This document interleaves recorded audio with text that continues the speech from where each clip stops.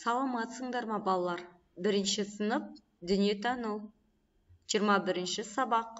Сабақтың тақырыбы тәуелсіз Қазақстан.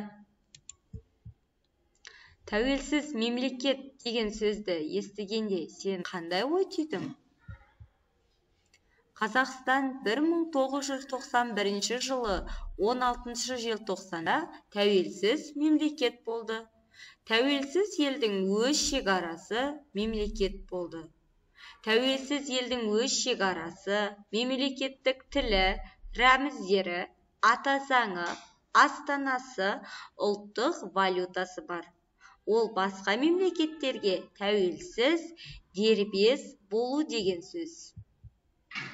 1992 жылы 4 маусымда тәуелсіз Қазақстанның мемлекеттік рәміздері ту, елтаңба, гимн қабылданды.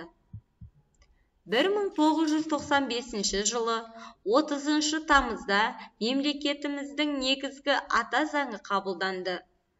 Ата заңда Қазақстан азаматтарының құқықтары мен міндеттері жазылған.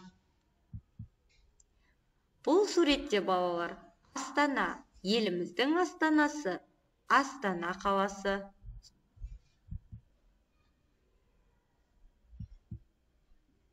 Тәуелсіз Қазақстанның тұңғыш президенті Нұрсұлтан Назарбаев. Қазақстан Республикасының қазіргі президенті Қасым-Жомарт Тоқаев. Балалар, бүгінге осымен сабағымыз аяқталды. Келесі сабақта кездескенше сау болыңдар.